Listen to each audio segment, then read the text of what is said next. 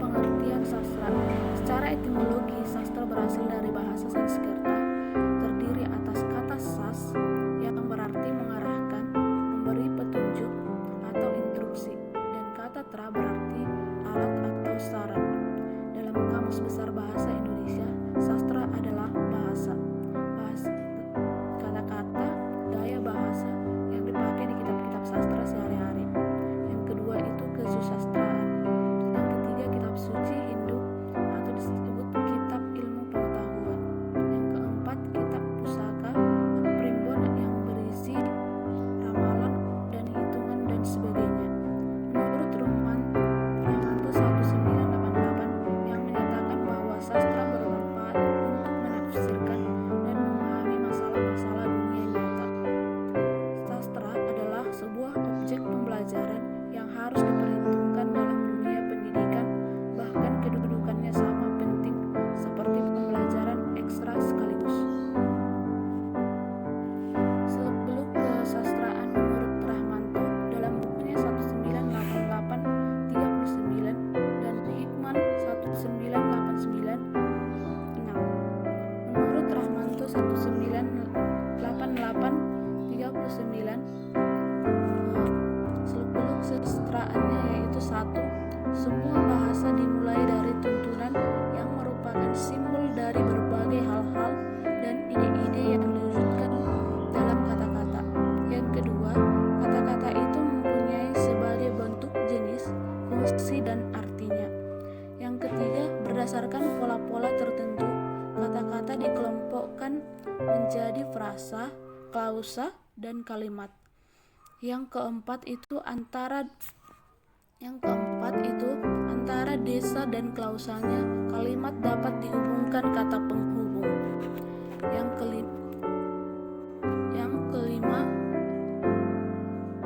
kelima, kata tersebut kemudian disusun dalam sistem yang lebih luas lagi menjadi paragraf, paparan, cerita, bentuk, dan karangan. Menurut Hickman 1986 menggambarkan sastra adalah himpunan imajinasi hidup yang diwujudkan dalam bentuk struktur bahasa. Sastra adalah kegiatan kreatif manusia yang berupa ungkapan penghayatan tentang hidup dengan menggunakan bahasa.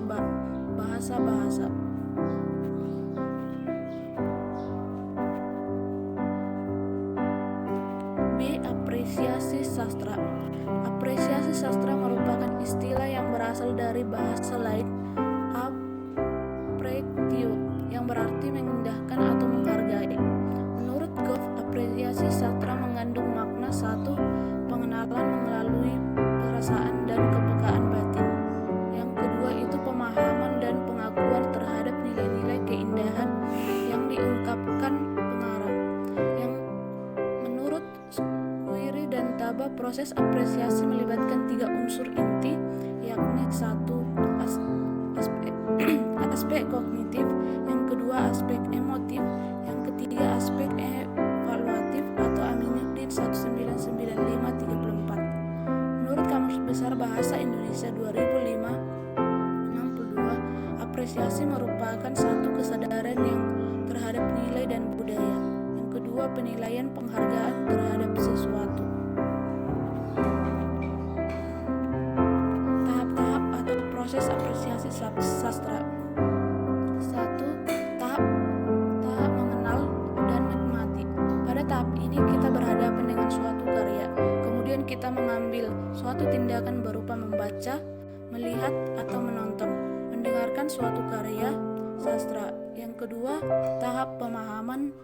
Pada tahap ini kita melakukan tindakan meneliti serta menganalisis unsur-unsur yang membangun karya sastra, baik unsur instruksi maupun unsur ekstrinsiknya. Akhirnya, kita menyimpulkan karya sastra tersebut. Apakah karya sastra tersebut termasuk baik atau tidak, bermanfaat atau tidak bagi masyarakat sastra. Yang ketiga, tahap penghayatan.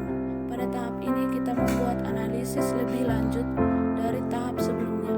Kemudian kita membuat introspeksi atau penafsiran terhadap karya sastra serta menyusun argumen berdasarkan berdasarkan analisis yang telah dilakukan pada tahap sebelumnya. Yang keempat itu tahap penikmatan. Pada tahap ini kita merasakan manfaat atau nilai karya sastra yang telah dinikmati.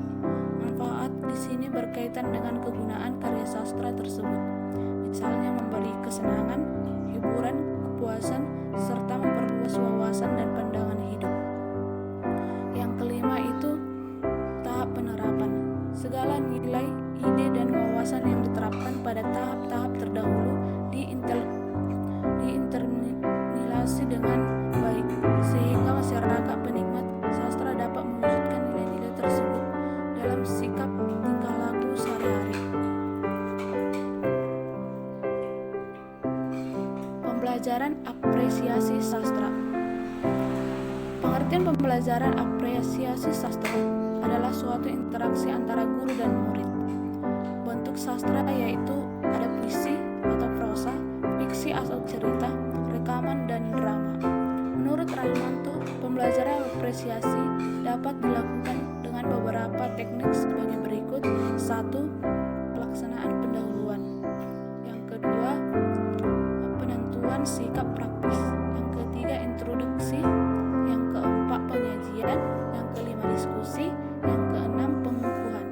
Manfaat pembelajaran menurut Rahmanto 1988-1625. 1. Itu membantu keterampilan berbahasa. 2. Meningkatkan pengetahuan budaya. 3. Mengembangkan cita rasa. 4. Menunjang pembentukan watak.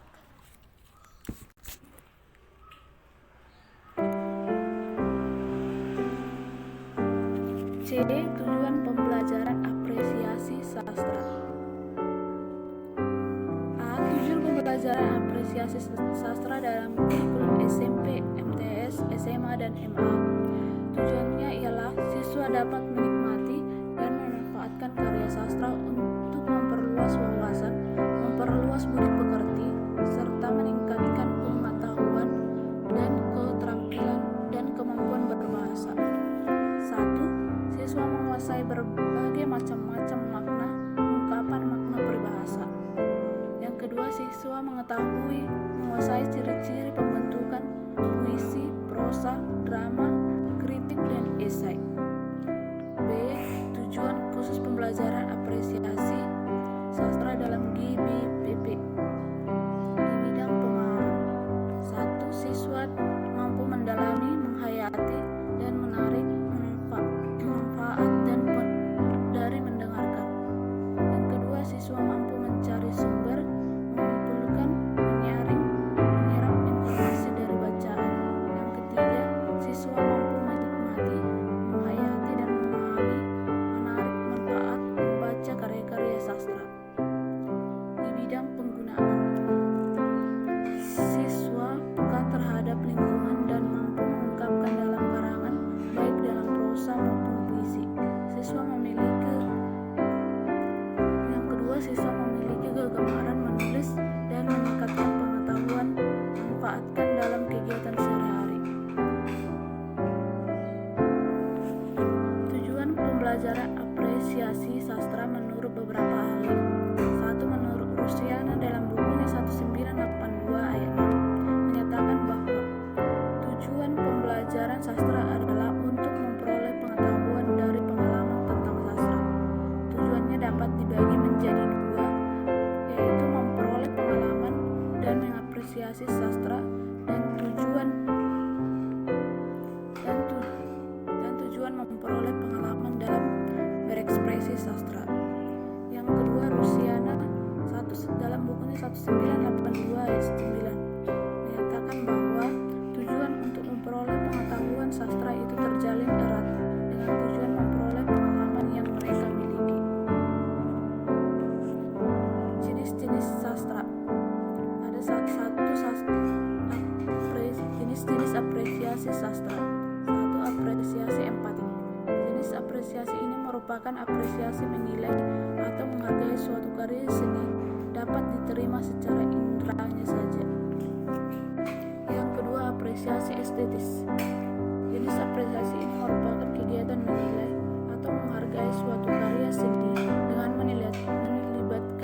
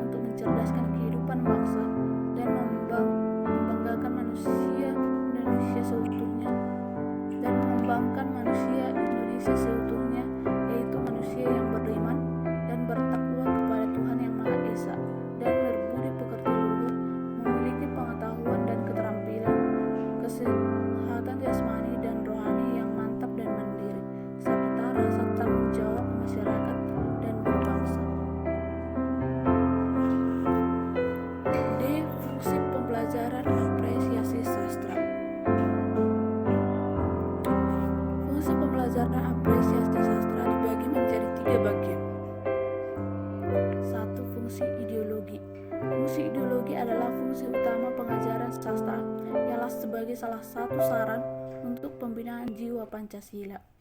Yang kedua, fungsi kultural. Fungsi kultural adalah pengajaran sastra ialah sebagai salah satu sarana memindahkan kebudayaan dari suatu generasi ke generasi berikutnya. Yang ketiga, fungsi praktis.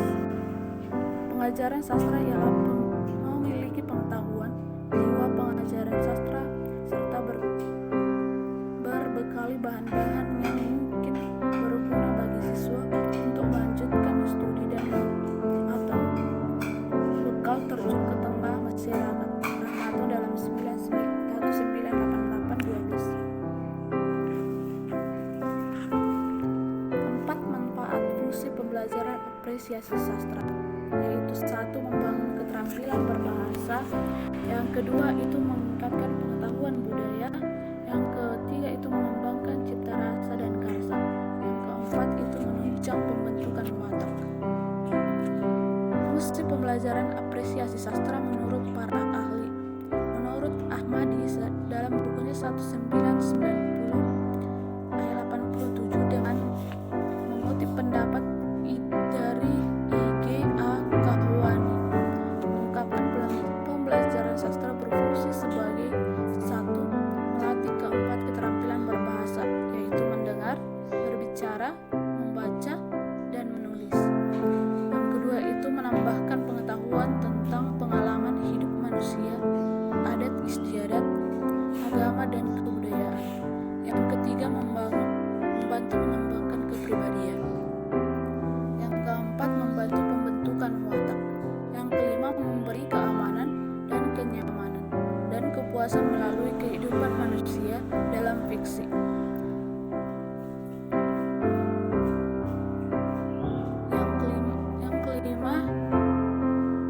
Yang keenam meluaskan dimensi kehidupan dengan pengalaman baru hingga dapat melarikan diri sejenak dari kehidupan sebenarnya.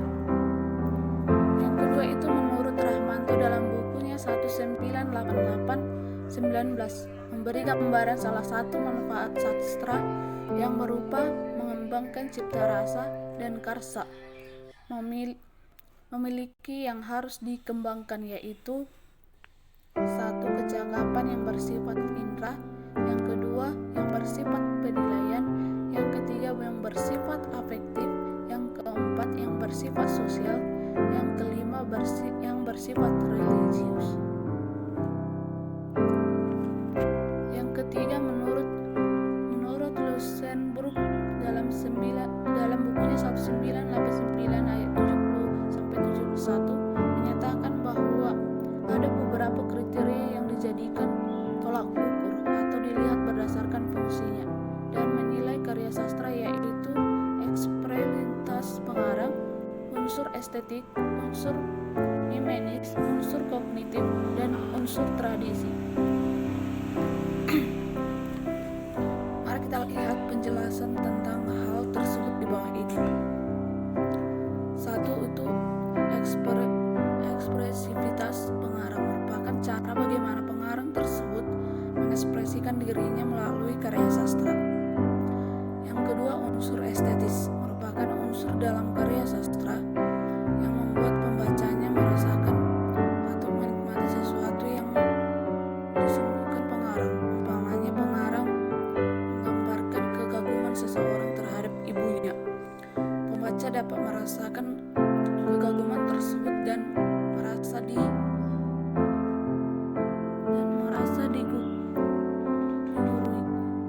Yang ketiga, unsur mimesis merupakan unsur yang berkaitan dengan kenyataan atau realita dengan melihatkan unsur mimenis dalam karya tersebut. Pembaca dapat melihat bagaimana realitas ditampilkan dan dalam karya sastra. Unsur kognitif merupakan unsur bagaimana pembaca dengan membaca karya tersebut pengetahuannya menjadi bertambah. Unsur tradis merupakan unsur bagaimana karya tersebut memiliki daya pembaruan atau justru sebaliknya.